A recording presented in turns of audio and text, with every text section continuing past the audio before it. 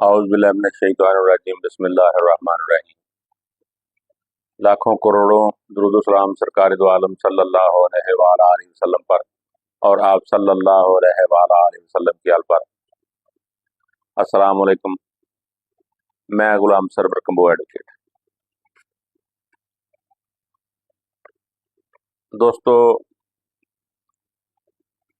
इससे कबल हमने वालिदैन के साथ बदसलूकी और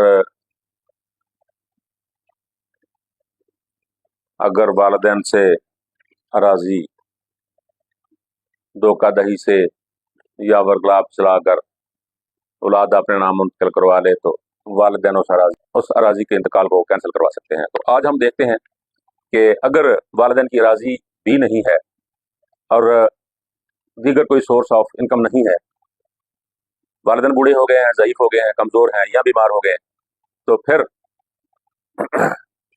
औलाद से वो कैसे खर्चा हासिल करें। औलाद अपने तौर पर खुद ब खुद उनको खर्चा नहीं दे रही और उसके लिए फिर वालिदैन क्या करें।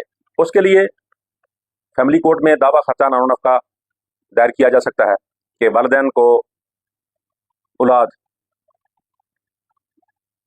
बेटे हर सूरत अपनी हैसियत के मुताबिक हर माह वालिद वालदा या वालिदैन यानी एक उन दोनों में से यानी वालिद हो या वालदा हो या दोनों हो, तो वो बच्चे उनको खर्चा नानो नफ़का अदा करने के बामुताबिक कानून पाबंद है।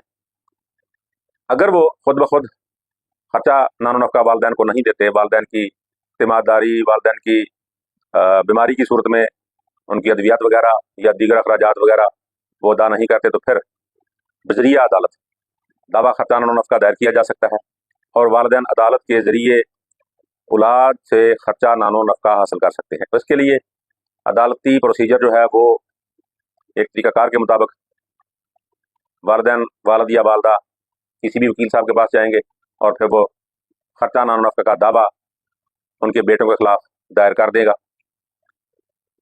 तो उनकी बाकायदा तलबी होगी। जब बाकायदा औलाद यानी डिफेंडेंट जो है तलब हो जाएंगे, तो फिर वो जो भी सूरत हाल होगी वहाँ पर आकर बयान दे दें कि हम इतना खर्चा अदा कर सकेंगे।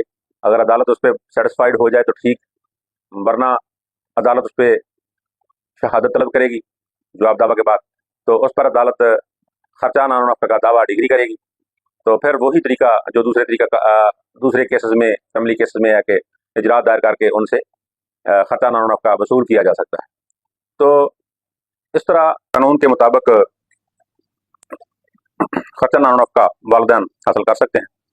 दोस्तों, मैं अर्ज़ करता हूँ कि अगर मेरे इस यूट्यूब चैनल पर आप नए आए हैं, पहली बार सुन रहे हैं, देख रहे हैं, तो आप इसको सब्सक्राइब करें, बेल आइकन का बटन ज़रूर दबाएं ताकि हर आने वाली नई वीडियो सबसे पहले आप देखें और उससे मुस्तफ़ीद हों। और वीडियो को लाइक और शेयर करें, कमेंट सेक्शन में जाकर कमेंट भी करें। तो मैं अर्ज़ कर रहा था कि वालिदैन जो है वो अपने बेटों के खिलाफ दावा खर्चा नानो नफ़का दायर करके खर्चा हासिल कर सकते हैं और कानून के मुताबिक इजरा वगैरह करके वसूली भी कर सकते हैं। तो इसमें 2005 SCMR supreme court of Pakistan page है 1271, इसमें इसकी इंटरप्रेट किया गया है कि इस कानून के मुताबिक माँ बाप वालिदैन जो है वो खर्चा नानो नफ़का अपने बेटों के खिलाफ दायर करके खर्चा नानो नफ़का का दावा दायर करके अपने बेटों से खर्चा हासिल कर सकते हैं। हम मुसलमान हैं, हमें इन चीज़ों का बहुत ज़्यादा ख्याल रखना चाहिए कि हम इधर उधर से लोगों से दुआएं करवाते फिरते हैं कि हमारे लिए दुआ कर दें, हमारे लिए ये मुश्किल है, हमारे लिए वो मुश्किल है।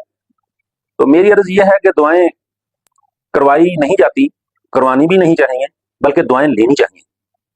जब आप अपने वालिदैन की खिदमत करेंगे, ताबेदारी करेंगे, तो वो यकीनन आपको दुआ देंगे, तो वो दुआ असर रखेगी और अल्लाह पाक कबूल करेगा।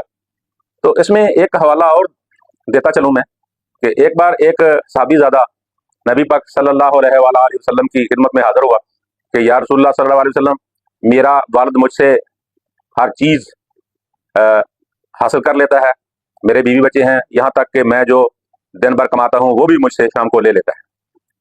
तो सरकार दो आलम सल्लल्लाहु अलैहि वसल्लम ने फरमाया कि वो तेरा बाप है, तू, तेरी औलाद, तेरा जान माल सब उसकी मलकियत है। तो इसलिए ये चीजें जो है ये काबिल गौर है और काबिल अमल भी हैं।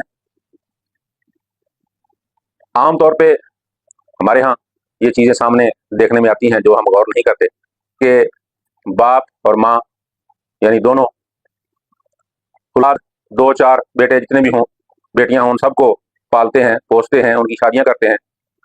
तो वालिदैन या उनमें से कोई एक अगर बुढ़ापे को चला जाए, कमजोर हो जाए, खुदा न खास्ता कोई ऐसा मसला बन जाए बीमारी वगैरह वाला, तो वो 2-4 बेटे मिलके एक माँ एक बाप को नहीं पालते। तो ये बड़ी सोचने वाली बात है।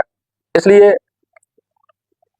हमारे यहाँ पहले तो इन बातों पर कोई ध्यान नहीं दिया जाता था, लेकिन वक्त गुजरता गया, हालात बदलते गए, तो फिर हुकूमत वक्त ने औलाद अगर बदतमीजी करे तो FIR का भी कानून बना दिया कि उनके खिलाफ FIR दर्ज हो सकती है, वो उनको अपने घर से निकाल नहीं सकते। इवन के अगर किसी बेटे ने खुद अपनी कमाई से भी घर बनाया हो तो वो वालिदैन को वहां से भी नहीं निकाल सकता।